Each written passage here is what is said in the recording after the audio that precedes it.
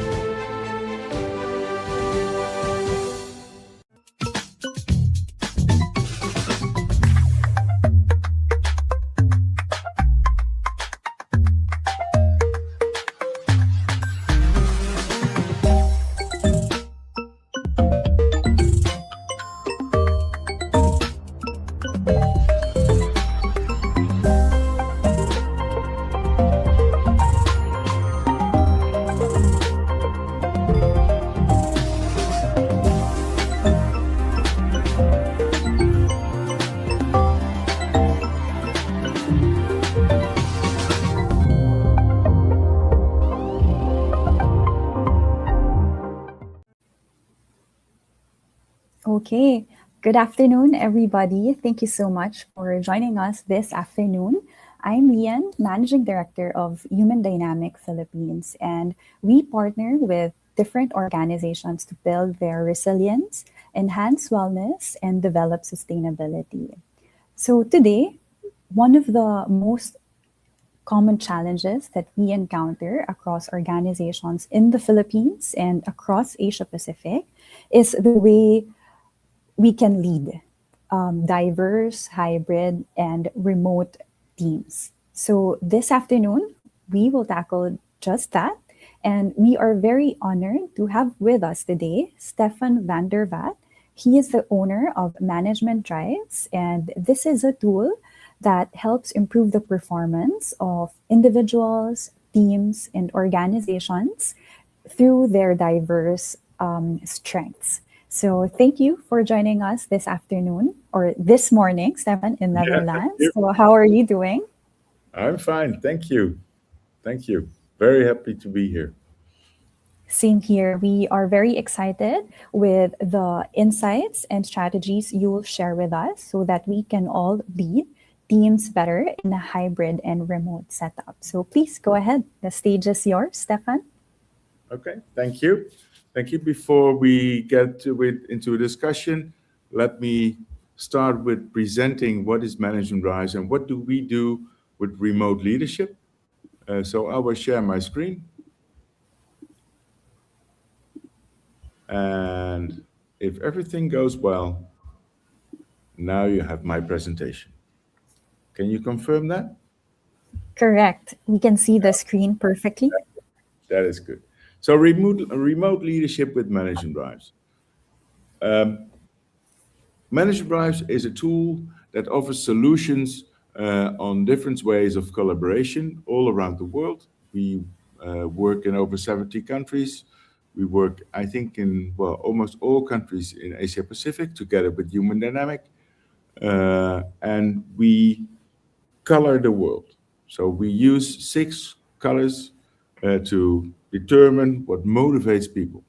And when we talk about remote leadership, it's also about how to really motivate your people. Which is way more difficult remote than when you do it face to face. So 6 colors, 6 ways to look into the world. Where green wants harmony and good relationships with others, it's about us. Yellow wants to understand and needs independence. For orange, they want to make a difference. And blue wants certainty and clarity. Where red wants solid and impactful action. And purple wants safety, security, and a sense of family, a sense of belonging. So 6 different colors, 6 ways to look into the world, 6 different leadership styles. The people manager in green is people oriented, is communicating, is sharing, wants to be with others. In remote, that is sometimes difficult. Here in the Netherlands, we have a lot of green in our culture. So when we could come to the office again, people wanted to be at the office. Where the yellow people think, well, I'm the visionary, I'm knowledge oriented, I do an analysis, I want innovation and inspiration, I want my freedom. So remote is very good for me. The entrepreneur in orange is result oriented, competitive, sees chances and possibilities. What can we do? It's more efficient, it's more effective if we do it remote. We don't have to travel a lot. The organizer in blue, it's about clarity. It's about planning and organizing its reliability. With blue, we really need to make sure that we plan things really good. The authority in red is action oriented, uses force and respect, is alert and sometimes a little bit impulsive. But it's action. It's let's just do it, like Nike. In the purple, the nester is there, oriented on conservation, serving, bonding, tradition, safety. It is, I want to belong to the company. I want to belong to my team. And on remote, that is pretty difficult. So good leaders, we make a distinction also between leaders and bosses, where bosses think that the way to lead their team, to manage their team, is through their own profile. Good leaders know that when they want to motivate their people, they get the best out of them, and that's by using their profile, their motivations, their drives. So for yellow, it's offer freedom. For green, it's show involvement. For orange, it's offer chances for success. For blue, it's provide order and certainty. Offer chances for success is also the red thing, and maintain fixed moments and rituals, that's the purple thing. So when you do it remote, you need to make sure that you get new fixed moments. The effects of remote collaboration. Why is it difficult? Because I can't see or feel how my people are doing.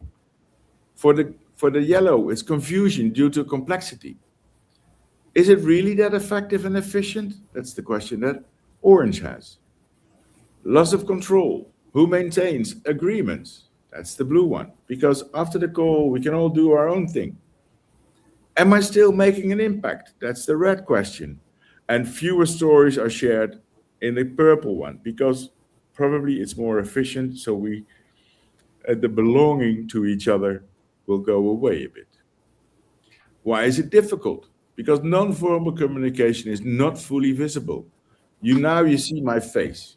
That's what you see, but you don't see my whole body. So you don't see the body language. Comprehensive overview is missing because we're focusing on that screen. A lack of competition and excitement. Everyone's going to do it their own way. It's going to be chaos. How decisive can I be if I don't have anyone around me? That's the red question. And no cohesion, what still connects us? That's the difficulty in remote collaboration.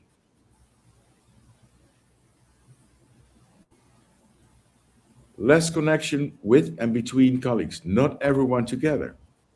Performance is less visible, and so am I. Everyone's sufficiently disciplined to finish the work? How do I comment respect if they never see me? And familiar environment changes. A lot of ideas are lost, are not discernible. Why is it easy? I can quickly see everyone online. There's zero commuting. We don't have to travel a lot. I have a freedom to act. It's efficient, effective, flexible, legitimized, at other times working from home without feeling guilty. And can't take care of everything immediately. Can take care of everything immediately. And trust is unchanged.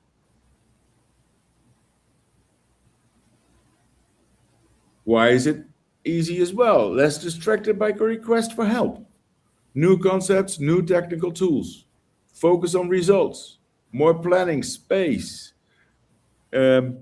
Technology supports fast action and new spotlight on team spirit. Private and work can be better combined for the green. All information always available. It's hip, it's gadget driven. Good support systems, good support processes, adaptability. It makes us more flexible, agile. New and explicit appeal to norms and values. What does connection with others mean to you? Sharing joys and sorrows, real attention, sharing insights to understand, being substantively connected, continuing to motivate each other positively, maintaining progress and drive, being reliable, successfully coordinating and managing expectations, be there, clear and decisive, walking through fire together, and caring for others, feeling of safety and security and trust. What needs do the others have? Green wants to share emotions, lending a shoulder, listening ear, understanding of the business, comprehensive overview, continue to motivate each other positively, maintaining spirit and drive, and clear agreements and fulfillment of them, managing expectations. The red one needs focus, clear language, always have someone's back, and a safe and secure, trusting relationship in which you can be yourself. So make a real connection.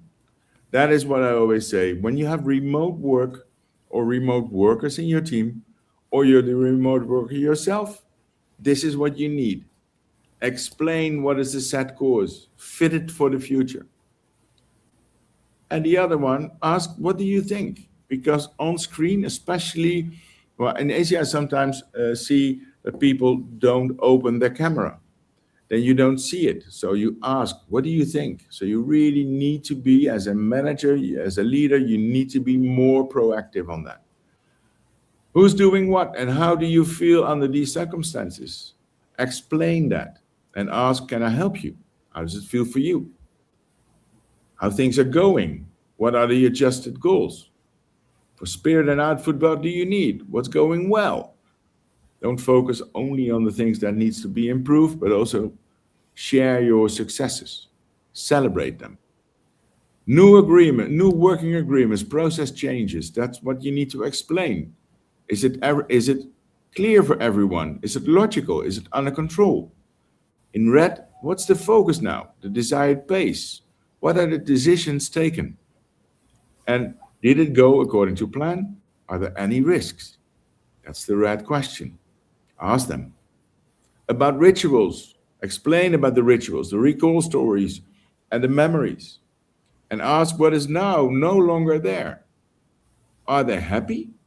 What do they miss? That is what we use with remote working. Let me see where I can stop this. Here. Mm-hmm. So here I There. am again. Great. What a colorful way of seeing the strengths and potential of diverse individuals, right, Stefan? So, in applying these colors in management drives, how do you see leaders embracing their strengths or these colors in making sure that remote and hybrid teams are fostering a high trust and high collaborative culture? Well, what we do with the teams that we work in, with the organizations that we work with, is that we train the managers, the leaders, to really look at their team through the lens of their team and not through their own lens. Because, well, the biggest mistake a leader can make is becoming the boss and thinking, my way of looking at the world is the natural way. And that's for you, of course, that's true. But for someone else, it's different. So adjust your style of leadership without losing yourself, by the way, but adjust your style of leadership to the team you're addressing. Also know the profiles of the individuals so you know what to ask during the sessions. Uh, and well, sometimes it's a really efficient way of working together, but some colors miss something, like I just showed. Right. I hear the importance of knowing your own color, your own strengths, and at the same time being aware also of the strengths and even the colors or strengths and personalities of your team members. Now, how about, Stefan, if since the members are in a remote setup or in a hybrid setup, they rarely see each other, but we always talk about team alignment. How does the colors or knowing about each other's strengths play if we rarely see each other? Well, what we do with teams, and of course, you can have breakout rooms, because one of the worst thing that you can do is have a meeting with 40 people. Everyone is there, but no one is there. So make sure that there is interaction between the team members. And for that, we have some questions to ask to the team and then split the group up and let them present it to each other. So we get the opinion or the knowledge of everyone in the room there. Because with 40 people, not everyone can say everything. In small groups, you can. So really make the groups smaller.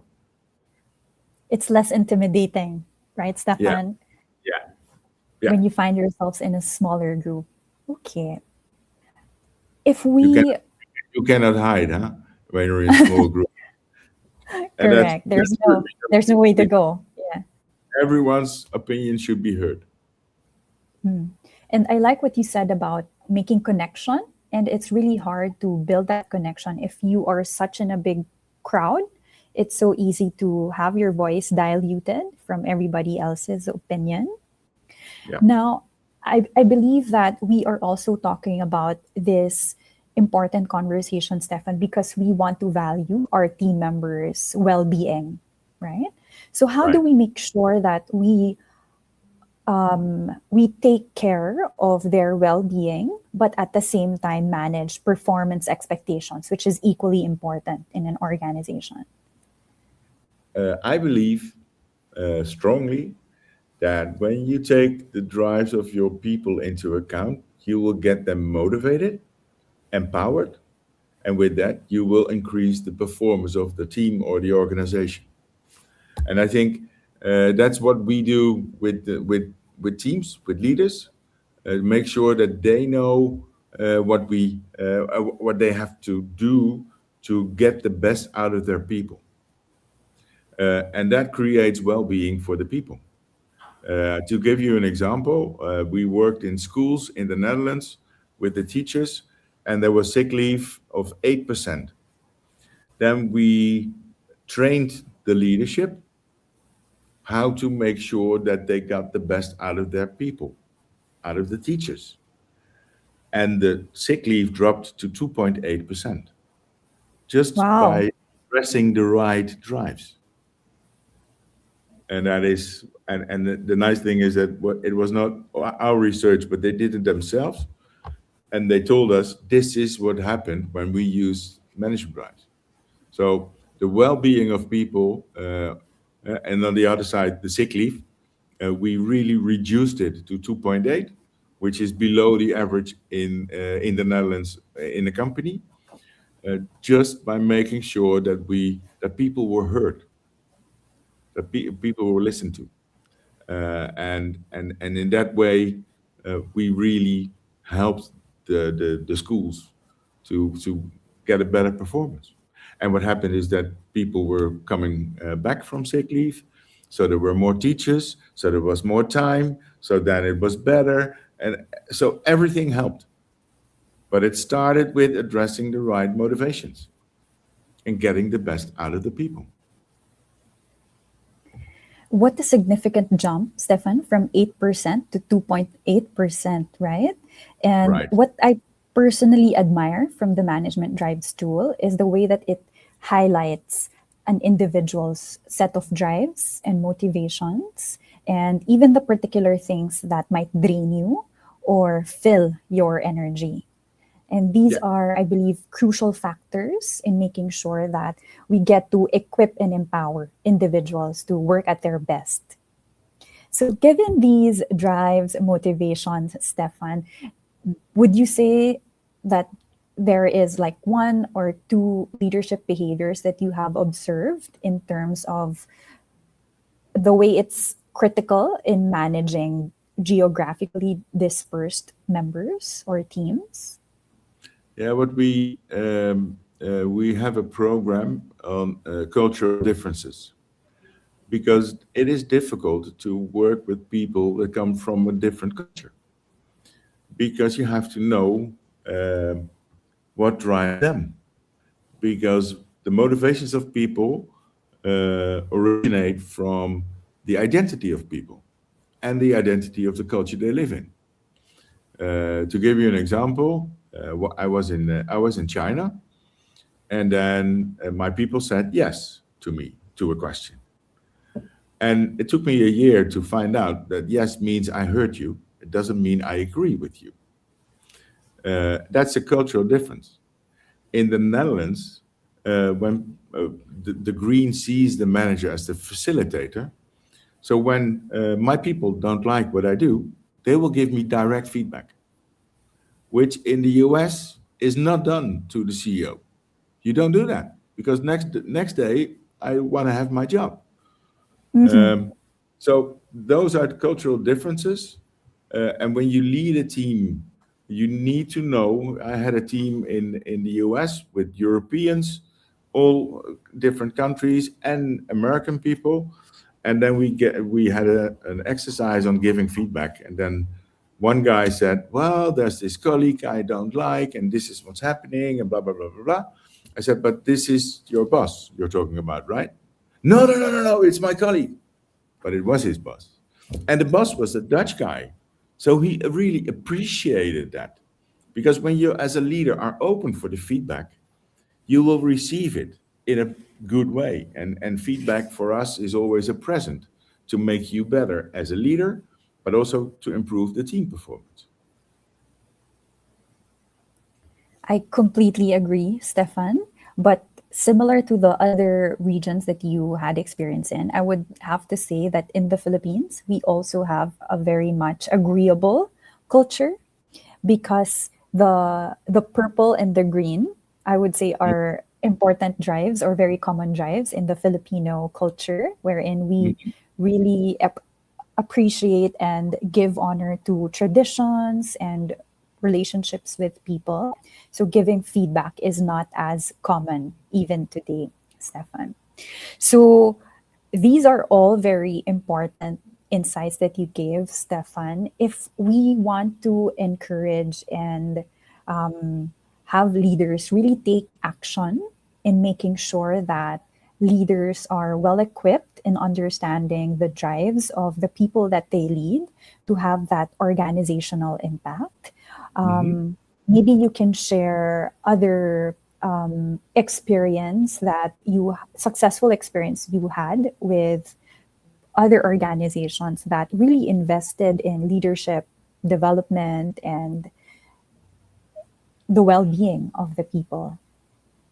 I worked with an organization that produced and sold candies all over Europe. It was a company where there were different countries, and every country was its own pillar, because that's what most of the time happens when you talk about different countries or uh, different places where the company is. You create pillars, and within that pillar, we like each other. Well, not always, but let's assume that we like each other. But creating the connection between the pillars is important. So it's not only we use this tool on an individual basis, but we also use it at a team level and an organizational level. And when you look at the organization of the candies, they really didn't even know each other. So we had to start the training by telling the name. Who are you? What are you doing? Where are you based? And we created a leadership program uh, which helped the whole organization creating more well-being, because the leaders learned to lead the organization instead of managing it. And to learn to lead it means they took everyone into account, also creating awareness and appreciation for the other cultures, for the different cultures, because what we measure is what people find logic, but we also measure what people reject, where they lose their energy. So when you know that, and you know where people are coming from, there's a book, men are from Mars and women are from Venus. Well, we say we have people in yellow, in blue, in green, in orange, Mm. red, and in purple, and that's a different approach. And it's not the wrong approach, because in our tool we say there's no good or bad. You are the way you are. But when you combine that into a team or an organization and use each other's strength, then you really will improve the performance and the well-being of the people. It's all beneficial, right? When you take into account the individual strengths, motivations of the team members, and at Yeah, the same time, investing in having that real connection with them. And I would say those are the two crucial points in really mastering remote leadership. I Do you agree. have any last, maybe encouragement or advice for leaders currently struggling, Stefan, in I know, fostering that culture? I know it's difficult, remote leadership. I did it myself too. So I've been there, leading the company, especially through COVID. But when you really pay attention to what the needs of the people are, they will fly. Um, so sometimes you will not meet your goals immediately in a meeting, but you will create that environment where people are empowered, and then they will do it. That's what my main message always is. And I believe that leads to developing sustainability of I, the performance of all. totally, totally. It's the sustainability of the performance. It's sustainability of what we want to be as an organization, as a team, and as an individual. Because everyone is unique, but we can try to manage it, to lead it. It's difficult, but it's completely manageable or something that can be managed. Yes, yes. But Thank you then, so much.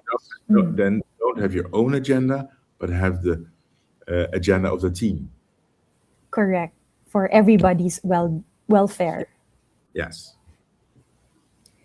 Fantastic. Thank you so much, Stefan, for your time and for sharing your valuable insights. I'm sure that the leaders joining us this afternoon or this morning have found this sharing from yours very insightful. So, thank you, everybody, for joining us. This is Lian and this is Stefan. Thank you for joining us. Have a good day, everybody. Bye bye. Bye bye.